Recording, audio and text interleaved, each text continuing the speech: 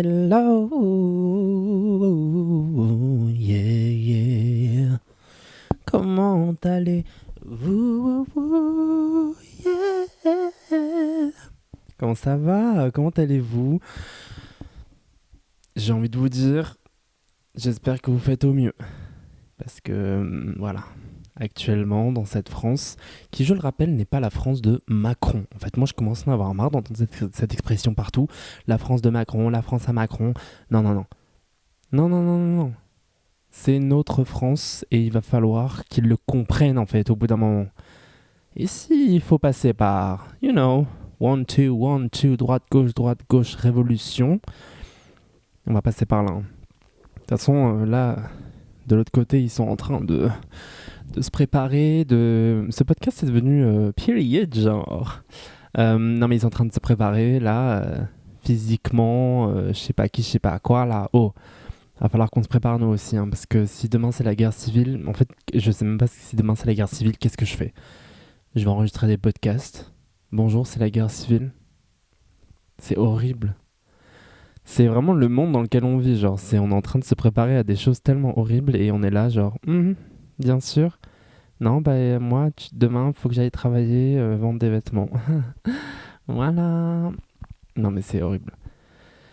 Bref, tout à l'heure, je suis allé courir. Je sais pas s'il y a des gens qui écoutent, qui vont courir. J'ai encore eu envie de vomir. Ça fait 3 fois, j'ai encore eu envie de vomir. Comment vous dire? En même temps, aujourd'hui, j'ai une journée tellement... Je n'arrive pas en ce moment... En fait, je suis en repos aujourd'hui. Demain, je travaille. Hier, j'étais en repos. Mais en fait, mes journées de repos, je n'arrive pas à vraiment me reposer. Tout à l'heure, j'ai fait une sieste. J'ai été réveillé en criant parce que j'ai fait un cauchemar. J'ai cru qu'il y avait quelqu'un qui me regardait, genre à travers une porte. Sauf qu'en plus, je ne sais pas pourquoi j'ai cru que c'était dans mon appartement parce que j'ai genre une porte dans mon appartement. Donc c'est un peu bizarre, genre.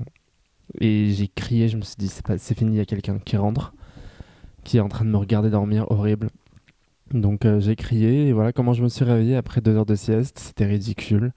J'avais envie de vomir, je me sentais pas bien. Tu sais, quand tu te réveilles après une sieste, tu es en mode genre, oh, j'ai raté ma vie, j'ai rien fait, et puis j'ai envie de faire plein de trucs, là, j'allais dire ce week-end, mais pendant mon repos, du coup.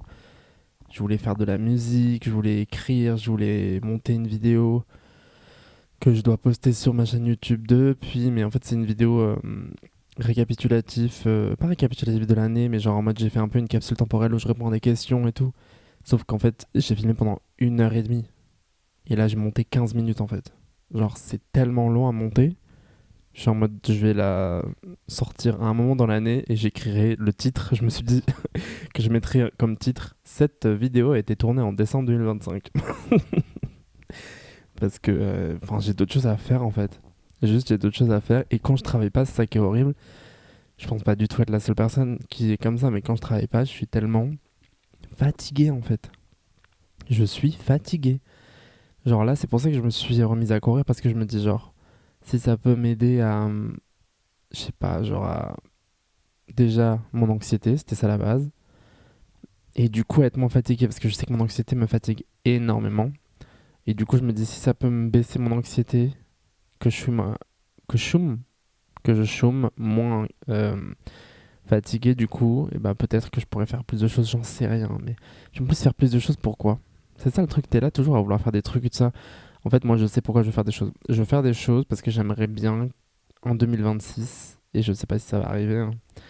On croise les doigts et on va essayer de travailler pour, mais c'est compliqué. J'aimerais bien qu'en 2026, je réussisse à trouver un moyen de faire de l'argent.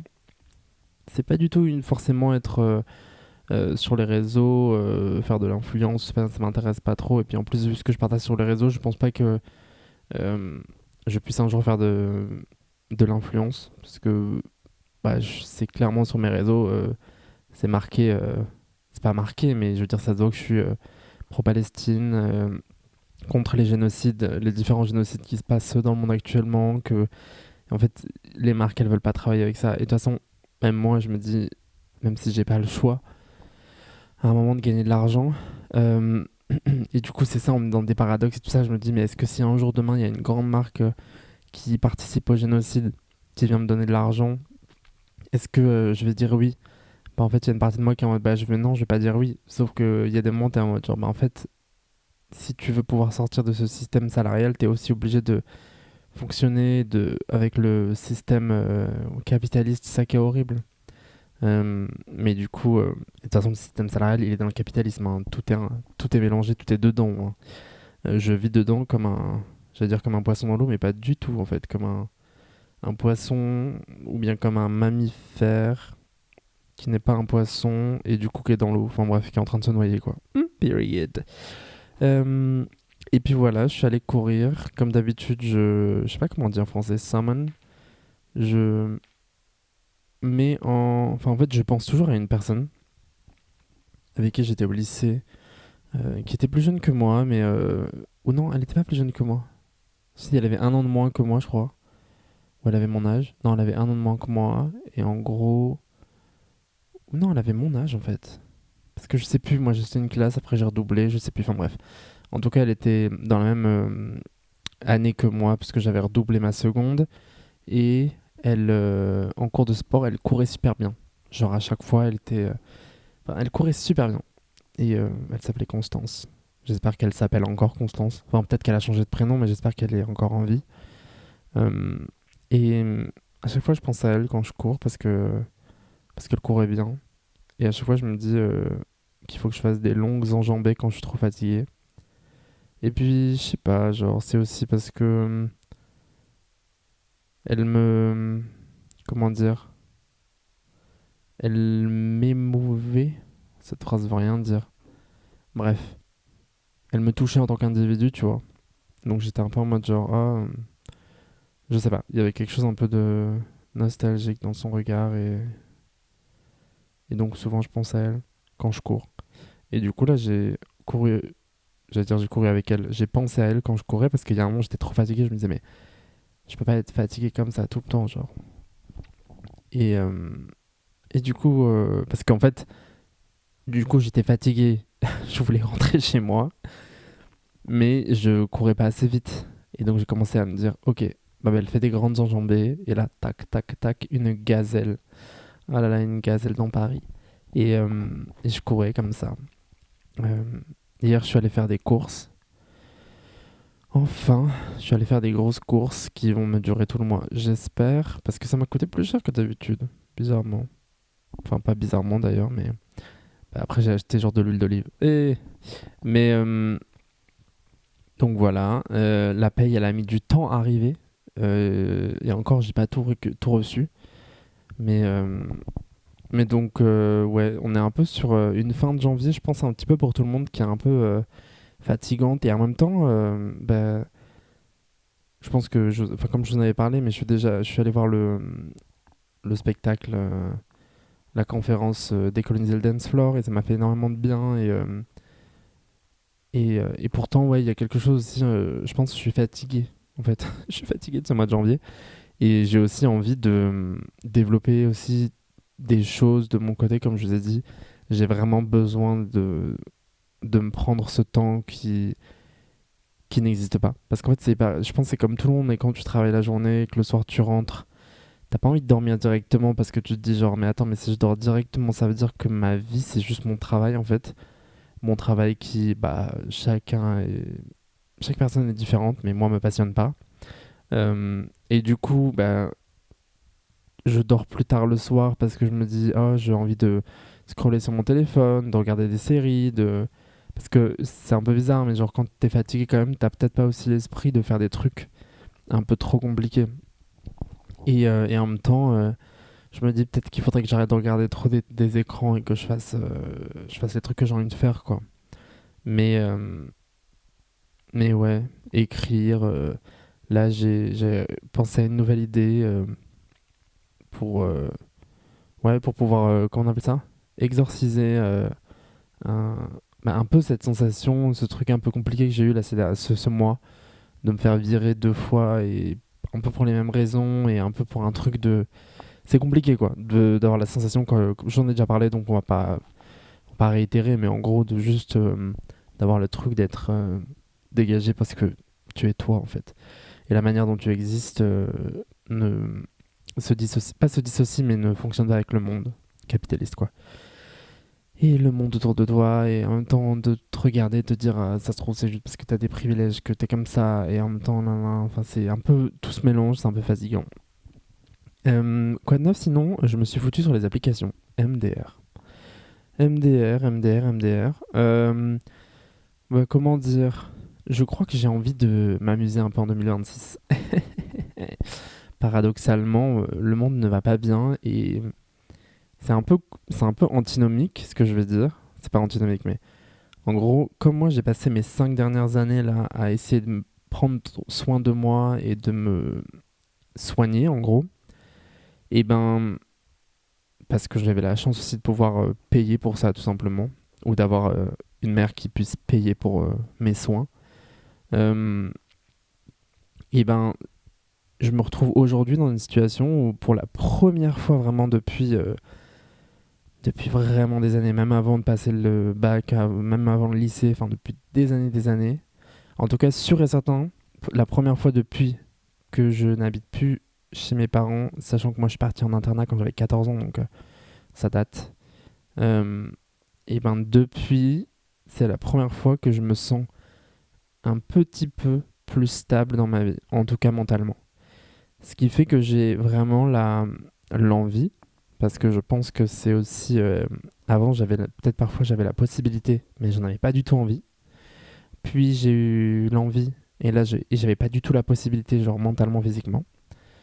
Et là, je pense que je suis dans un peu... Pour la première... En tout cas, j'ai jamais été aussi mieux dans ma vie. Par exemple, la dernière fois, j'écoutais... pas j'écoutais, mais j'ai une collègue qui... quand j'ai dit mon âge, elle me dit «Ah, mais je pensais que t'avais genre 26 ans et tout ça». Et j'étais en mode genre... Vraiment... Ou bien non, je crois que c'est moi qui lui ai dit tu dois avoir 26 ans. Elle était en mode j'ai 32 ans. Euh, et elle a dit un truc comme mode genre je kifferais avoir 26 ans, tu vois. Et en fait, moi, c'est pas la première fois qu'on me dit ça, mais moi, à chaque fois, je dis mais pas du tout, genre ça m'intéresserait pas. C'est-à-dire, la dernière fois, avant de me faire virer, j'avais une autre collègue. Un jour, il y avait une discussion et c'était en mode genre dans quelle année vous voudrez retourner. Et il y en a plein qui ont dit 25 ans, 25 ans, 25 ans. Alors peut-être quand j'aurais dépassé les 30 ans, je dirais 25 ans. Mais honnêtement, moi, j'ai envie de retourner à aucun autre moment qu'aujourd'hui.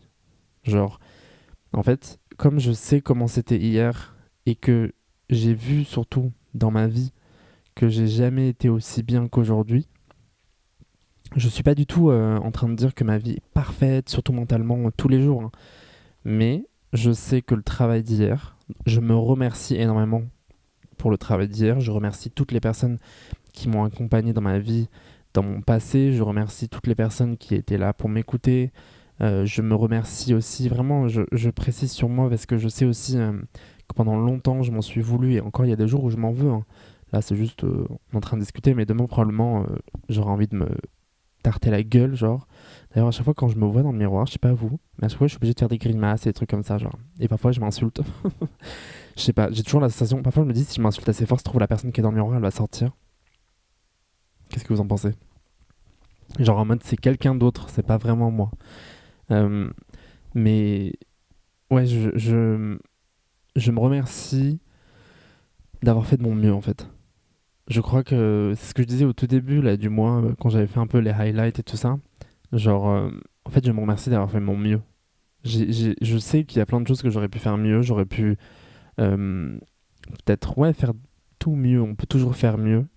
Mais j'ai fait de mon mieux avec ce que j'avais, avec la possibilité que j'avais, avec l'écoute que j'avais. Et, euh, Et j'ai fait de mon mieux pour blesser le moins de personnes dans ma vie et me soigner aussi, ne pas me blesser, ça a été compliqué aussi ça. Euh, et puis j'ai forcément fait du mal autour de moi. Et je sais qu'aujourd'hui, justement, la manière dont je traite mes relations, la manière dont je pense aussi je me connais mieux et que les gens autour de moi me connaissent aussi mieux, puisque je m'ouvre un peu plus aussi, et même vraiment dans la manière dont je travaille mes relations. C'est-à-dire que c'est important pour moi même d'envoyer souvent des messages, pas souvent, mais c'est-à-dire quand il y a des moments où je suis en mode ok, cette personne je ne lui ai pas parlé depuis très longtemps, j'aimerais bien lui envoyer un message pour qu'elle sache que elle, elle est importante à mes yeux, au cas où elle aurait oublié, j'en sais rien, tu vois. Et ben je le fais.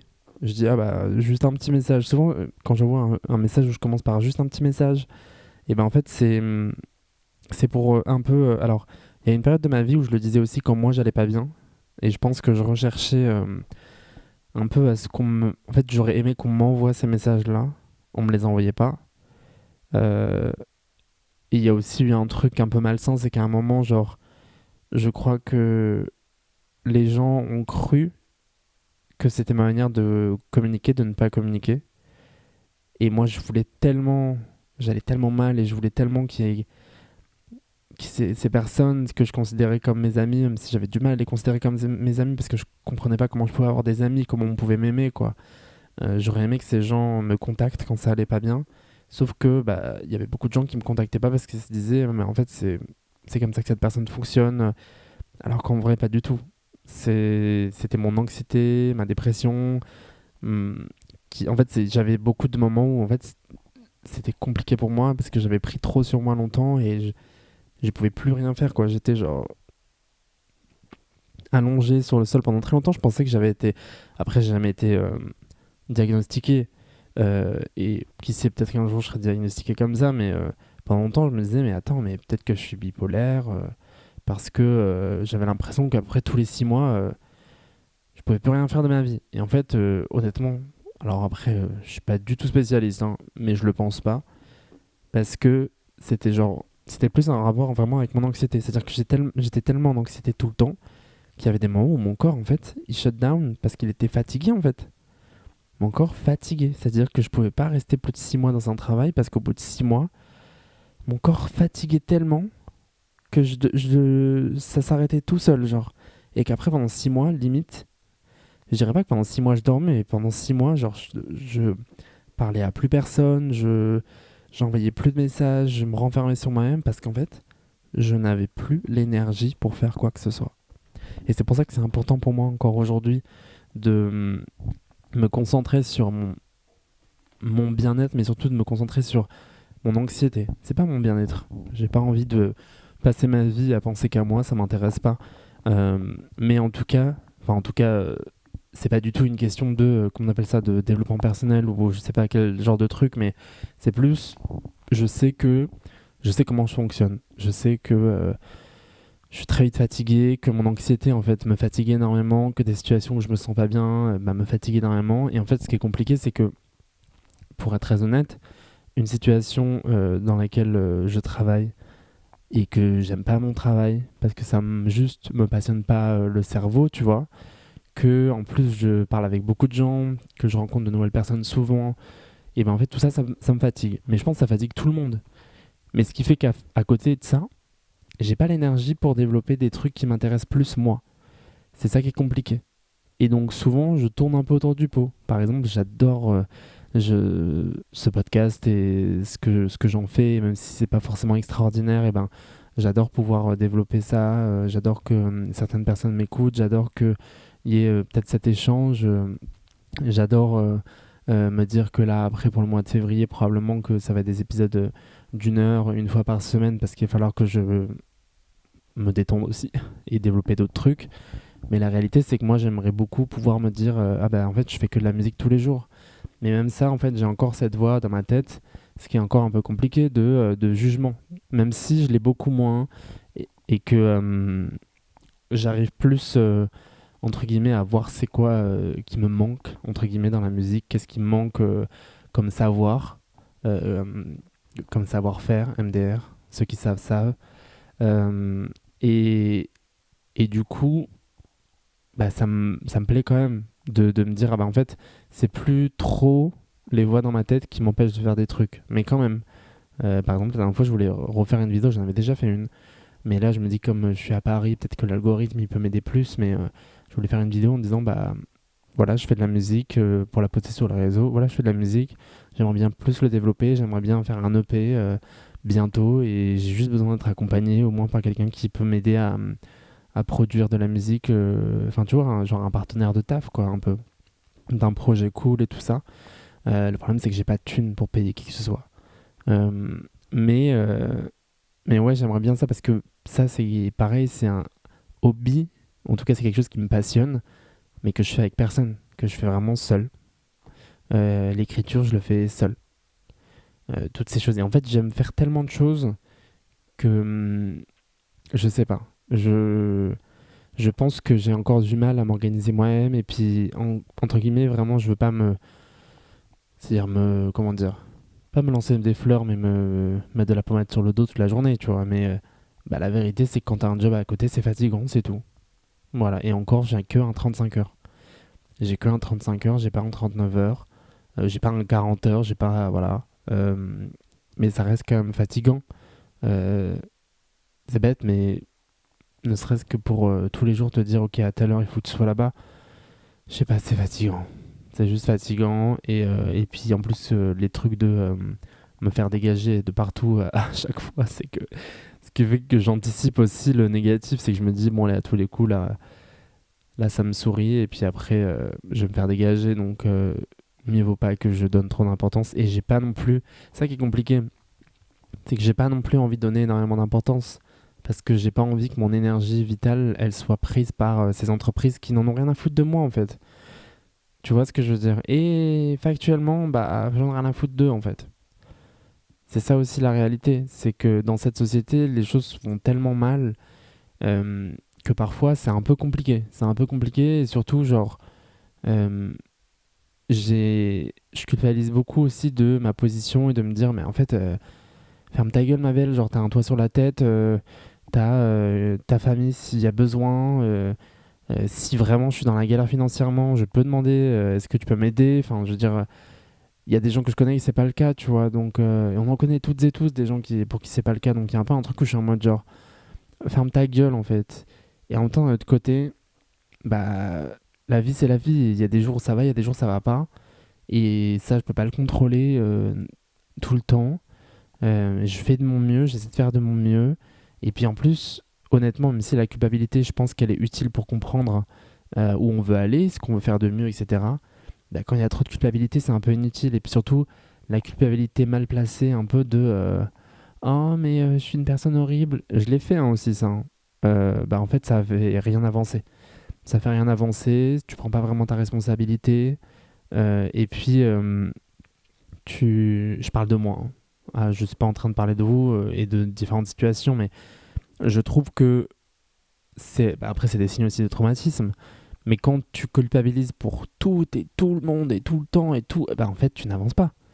T'es juste exténué, fatigué. Enfin, c'est pas. Tu vois ce que je veux dire? Donc, c'est un peu ça que j'essaie de gérer là en ce moment. C'est pour ça que de me remettre au sport pour éviter déjà d'avoir mal au dos. Et puis, vraiment pour baisser cette anxiété qui. Je la connais. Je suis vraiment. J'ai envie de dire, on est des meilleurs amis depuis que je suis vraiment, vraiment enfant en fait. Euh, je pense qu'un jour je ferai un épisode complet sur vraiment l'anxiété, mais j'aimerais bien un peu le travailler, genre en mode pas juste. Je sais pas, à la base je voulais faire un épisode un peu drôle où je vous raconte des anecdotes, parce que j'ai tellement des trucs avec mon anxiété. Mais, et parce que je trouve qu'on en a déjà entendu parler beaucoup en fait de l'anxiété. Je pense que tout le monde sait un peu ce que c'est. Je voulais juste en parler un peu de manière drôle, quoi, parce qu'on n'est pas obligé de pleurer surtout. Et surtout, la réalité c'est que la seule chose peut-être, c'est pas la seule chose, il y en a plein, mais pour moi, la chose la plus compliquée à gérer avec l'anxiété, c'est la fatigue. C'est cette sensation constante d'être fatigué. Et genre, c'est un truc que dans ma vingtaine que j'ai vraiment... c'était absolument, absolument compliqué. Déjà avant, quand j'étais plus jeune, mais je sais pas, peut-être que j'avais plus d'énergie plus jeune ou j'en sais rien, mais vraiment, genre ma vingtaine, j'étais fatigué tout le temps. Pour vous donner une anecdote, peut-être que je la répéterai hein, si je fais un épisode drôle sur l'anxiété. J'étais en vacances dans ma famille au Maroc et j'étais avec mes petits cousins et cousines. Et en gros, je suis resté, je pense, peut-être un mois, 3 semaines, un mois, je sais plus, ou peut-être que 2 semaines, je me rappelle plus. Je suis resté et c'était trop cool et je passais beaucoup de temps avec mes petits cousins, mes petites cousines, notamment un de mes petits cousins qui, je sais pas pourquoi, en fait, comme je suis beaucoup plus âgé qu'eux, parce que j'ai genre 10, 15 ans de plus, euh, bah, ils aiment bien un peu m'imiter, quoi. C'est-à-dire, si je suis en train de faire du sport, j'avais mon petit cousin qui venait, qui faisait du sport à côté de moi. Si je me maquille, il venait devant moi et me disait, ah, est-ce qu'on peut se maquiller aussi avec toi? Enfin, tu vois, tous les trucs comme ça un peu drôles. Et, euh, et bref, à la fin de mon séjour, je crois, j'avais mon avion le lendemain.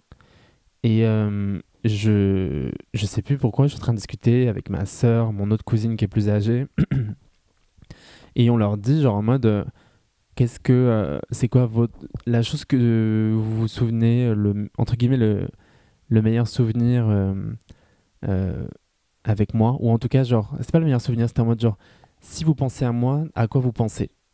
Écoutez-moi bien, les trois, hein. Les trois, c'est des frères et sœurs, il y en a trois. Les trois, ils ont crié, alors qu'ils ne parlent pas français. Ils ont crié fatigués. Ils ont crié fatigués. Ils ne parlaient pas français, je crois que maintenant, parce qu'ils apprennent aussi à l'école, mais bref. La colonisation. Mais ils ne parlaient pas français, ils ont crié fatigués. C'est-à-dire qu'en fait, et à ce moment-là, je me rappelle après quand je suis rentré et que j'ai vu avec ma psy, mais je me rappelle que ce moment m'avait choqué. C'est-à-dire que je le disais tellement tout le temps que j'étais fatigué, mais je le disais de manière, comment dire, je le contrôlais pas, c'est-à-dire juste, je suis fatigué, genre, et ben en fait, c'est le mot qu'il et elle ont retenu de moi, en fait.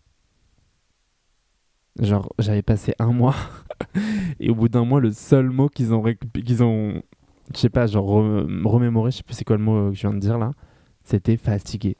C'est pas une dinguerie, genre. Je sais qu'à ce moment-là, ça m'avait choqué. J'avais regardé ma soeur et ma cousine, j'étais en mode genre, mon Dieu, genre, tellement je dis fatigué tout le temps que c'est le seul mot dont ils se rappellent. Alors qu'on avait fait plein de trucs, on dansait, on faisait des bêtises.